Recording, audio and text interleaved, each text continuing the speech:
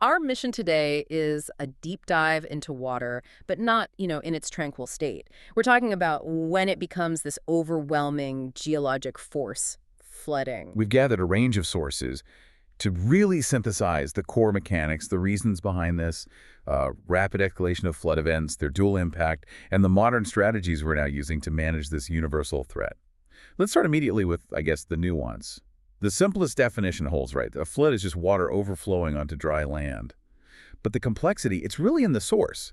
You might just think of a river bursting its banks, but our sources point to so many different origins. Heavy rain, rapid snowmelt, storm surges, even infrastructure failures like a dam breach. And that's so important to distinguish, because flooding isn't just a threat. It is consistently one of the most devastating and common natural disasters we face globally. It affects millions of lives, costs billions. So we have to stop treating it as one single thing. Exactly. You can't solve a problem you haven't properly defined. Okay, so let's categorize the water to understand its behavior. We can guide you through the primary flood types laid out in the source material, which really helps frame, I think, the response time needed for each. First up, you've got the classic river floods, fluvial floods. These are often the result of just, prolonged, sustained rain. Or a big snowmelt, something that just gradually saturates an entire watershed. Right. And they can last for days, sometimes even weeks. So you get some warning time, Yep. even if it's limited. Compare that to what I think is the most dangerous type.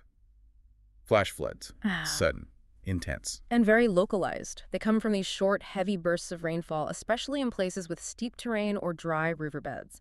Places where water can channel really quickly and violently. They can appear in minutes. Minutes, which is exactly why the fatality rates associated with them are so high. There's just no time to react. Then if we look towards the ocean, we have coastal floods. A completely different beast. Yeah, these are driven less by rain falling on the land and more by wind in the ocean's dynamics, storm surges from cyclones, or even just unusually high tides. The mechanism here is basically the sea overpowering the coastline for a short time. And finally, the one many of us who live in cities are familiar with, urban floods.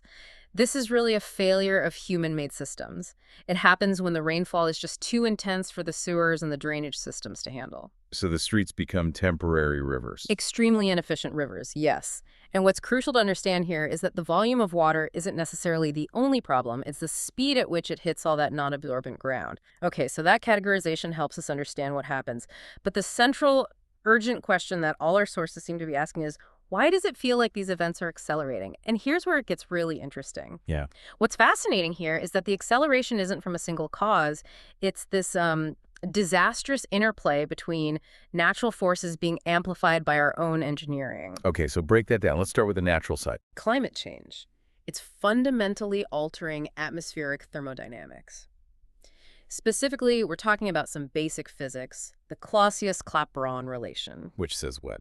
For every degree Celsius of warming, the atmosphere can hold about 7% more water vapor. So when a storm system does form, there's just more fuel, more moisture available to be dumped as heavier, more concentrated rain. So that's why a once-in-a-100-year storm now seems to be happening every 10 or 20 years in some places. That's a huge part of it, yeah. And that increased capacity in the air, that hits us both inland and at the coast. I mean, rising sea levels give every coastal flood a higher starting point. Right. A storm surge that used to be 5 feet above sea level now starts from a baseline that's maybe 2 or 3 inches higher. That immediately escalates the severity. But we can't just blame the climate. You mentioned our engineering. We can't let it off the hook, no. Human activity, mainly urbanization, is the other big accelerator, especially for those really destructive urban floods. We are systematically reducing the land's natural ability to act like a sponge. You mean by paving everything over? When a city expands, you replace natural soil and plants with concrete, with asphalt, with rooftops. Exactly.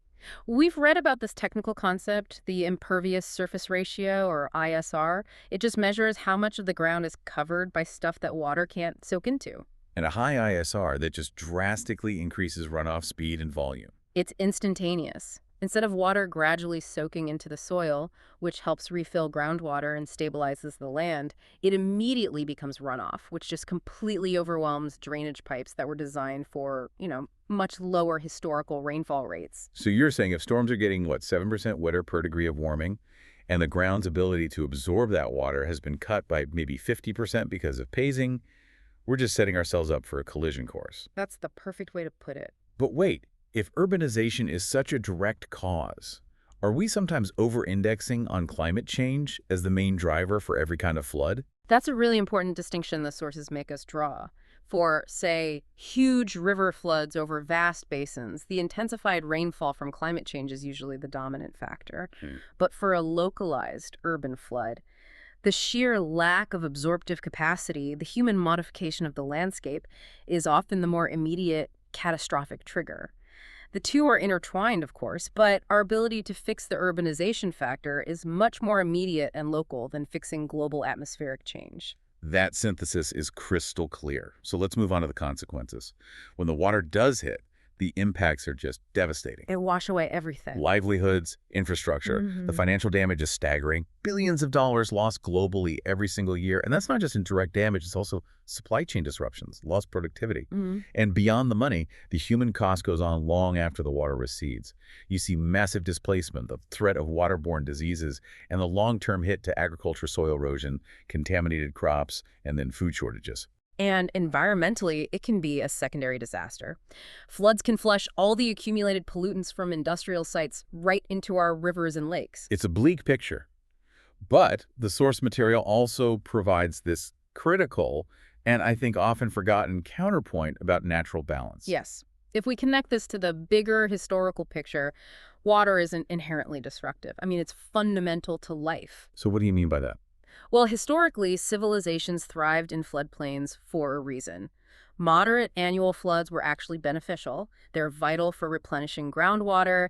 They deposit nutrient-rich sediment, which fertilizes the soil naturally, and they support these incredibly productive wetland ecosystems. The natural sponges. The natural sponges, exactly. So this just flips the script completely. The core insight here is that floods only become disasters when our settlements and our rigid infrastructure are put directly in the path of nature's necessary cycle. We built our homes where the river needs to go. So given that conflict, and the fact that we can't just stop the rain, we have to pivot our whole focus to management, to mitigation, building resilience against a force that's both destructive and beneficial. And the sources detail a lot of specific strategies. They focus on both smart policy and innovative infrastructure.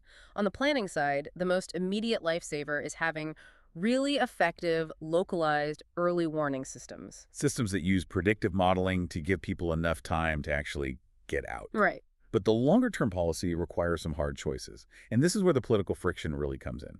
Floodplain zoning, which is basically just preventing future construction in those high-risk areas. It's about respecting where the water is guaranteed to go. And that is so difficult because it involves huge economic trade-offs. Floodplains are often desirable land. Restricting development can conflict with economic growth. It takes immense political will to prioritize community safety over short-term profit. So when we talk about physical solutions, it seems the world is moving away from just hard, gray infrastructure, giant concrete walls and dikes, and more toward what's called green infrastructure. Yes, and this is the practical application of that insight that nature is often the best water manager. So what does that actually look like? Green infrastructure involves designing systems that mimic nature's own absorptive capacity.